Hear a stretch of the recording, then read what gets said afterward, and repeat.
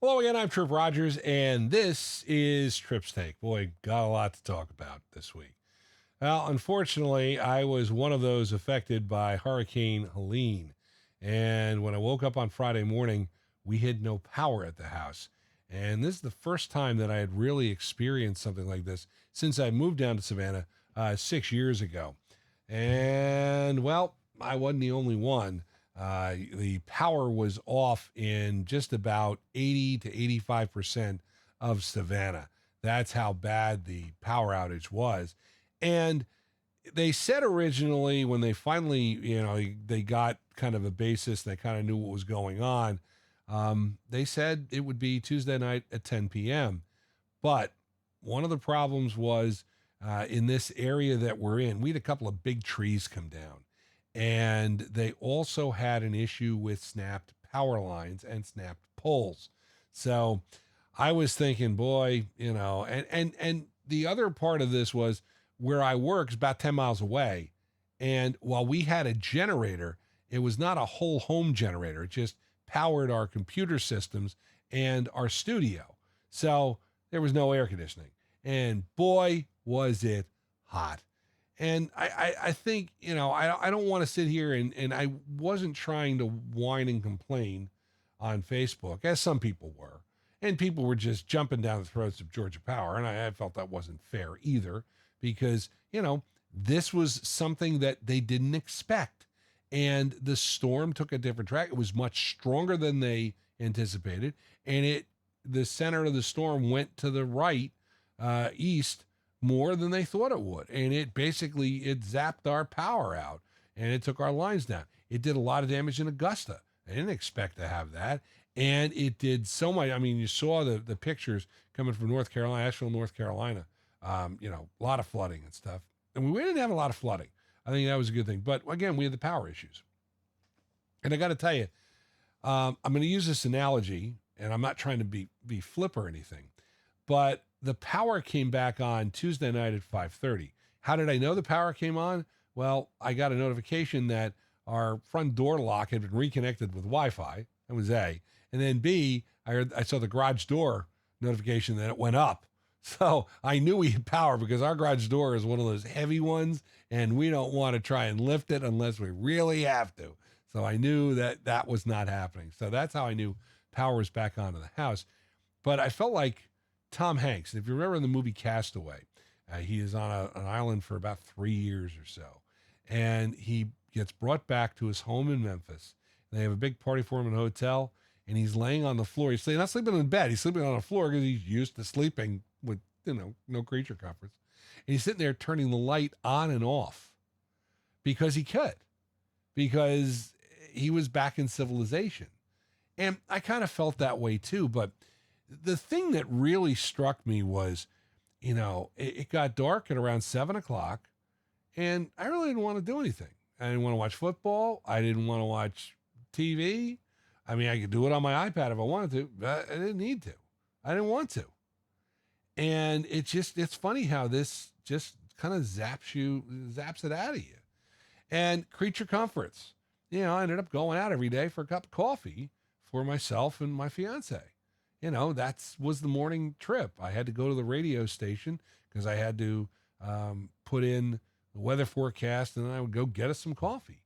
And yes, there were lines. I mean, I waited for about 30 minutes to get gas because I forgot the two cardinal rules of a hurricane. Number one, get some cash.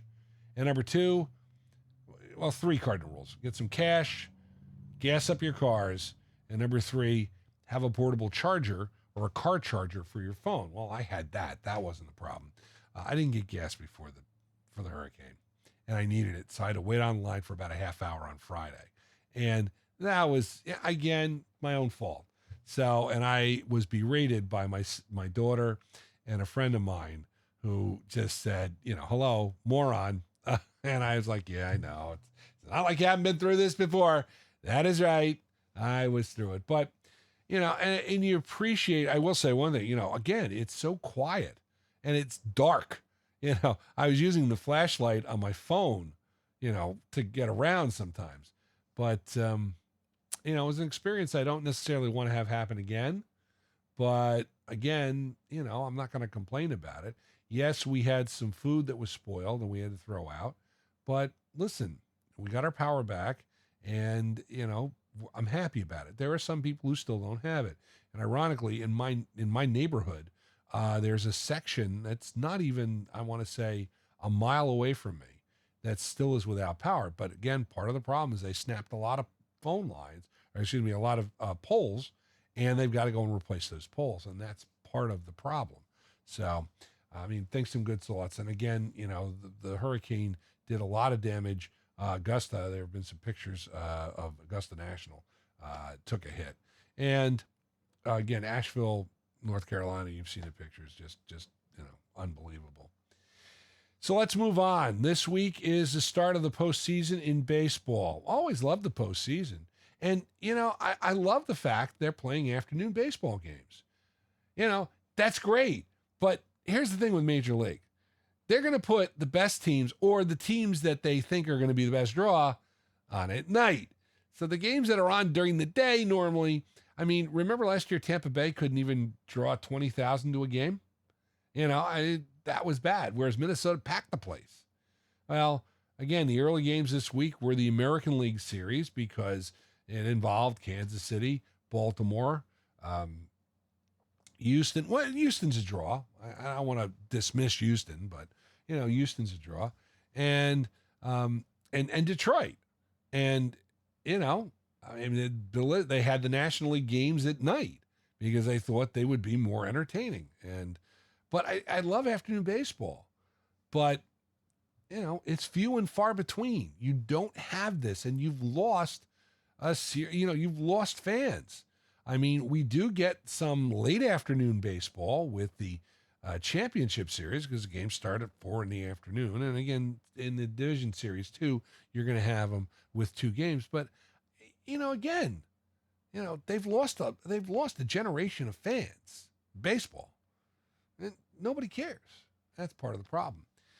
And we speak about a generation of fans. I was the generation that grew up with Charlie Hustle, Pete Rose playing for Cincinnati, and then the Philadelphia Phillies and the Montreal Expos too along the way too. But Pete Rose died, and something, having met him, having interviewed him, Pete Rose got what he deserved because he never thought he did anything wrong. And there are people who saying he should be in the Hall of Fame. Yes, he should be, because he is the all-time hit leader in baseball. Barry Bonds should be in the Hall of Fame. He is the all-time home run hitter. But again, Barry Bonds admitted what he did. So I think he's got a chance to get into the Hall of Fame. Pete Rose, well, he denied. He bet on baseball. And then finally, the year before his eligibility was up to be voted in the Hall of Fame, wrote a book, made a lot of money, and said, yeah, I did gamble. I did gamble on baseball. Pete Rose, and there was a documentary on Max, 4-part documentary that talked to Pete and interviewed him, and he admitted what he did. Problem with Pete Rose is he never thinks he did anything wrong. And he also, did a lot of things that raising eyebrows, because he was Pete Rose. He did whatever he wanted to. He was Pete Rose. And therein lies the problem. Pete Rose thought he could be able to manage to sneak under the table and gamble. Now, of course, the ultimate irony on this is Pete Rose was never let back into the game, and baseball now, embraces gambling. I mean, sponsored and the daily games and stuff like that. But again, the problem with Pete Rose was Pete Rose. And I don't fault baseball for not letting him in the Hall of Fame. And I think they said, well, as soon as he passes away, they're going to let him in. I don't think so. I think Barry Bonds gets in first. And then people will say, okay, it's time for Pete Rose to get in. But I think part of the problem is, again, Pete Rose, he never really was contrite about what he did. He felt he could do it. And again, part of the problem now is society has changed, And what went 30 years ago maybe is not the case now, although baseball still has very tough, betting rules, football too, and all the major sports. But I still think Pete Rose, um, should he be in the Hall of Fame? Yeah, but he'll get in. I'm not sitting there and saying, yeah, they should do it now because Pete's dead. I don't buy that. I think that's a crock. And if you think that, I'm sorry, but that's not the way it's going to work. Again, I'll make this prediction. Barry Bonds gets in. Then we'll think about Pete Rose. And that is Tripp's Take for October the 4th, 2022. 2024. Where am I going? I'm losing the years. Love to hear comments about my podcast. All you got to do is email trippstake@gmail.com. Fantasy football players, the Hall of Famer Mike Sheck. He's 4-0 in the Sultans League. That's it, baby. Be on the lookout for our podcast. You can find it, the Hall of Famer Mike Sheck, and yours truly, the Fantasy Sultans. You can catch it on Spotify for podcasters and on YouTube. Just search Fantasy Sultans. Also, don't forget, we have a radio show Sundays at 12 noon. Sundays with the Fantasy Sultans. It's on Fox Sports Radio NewJersey.com and Fox Sports JerseyShore.com. And there are a bunch of radio stations that is on also. If you like the music of the 60s, 70s, and 80s, you can join WTRSradio.com. Join me again next week. For now, Tripp Rogers. Thanks for listening. Make it a great one.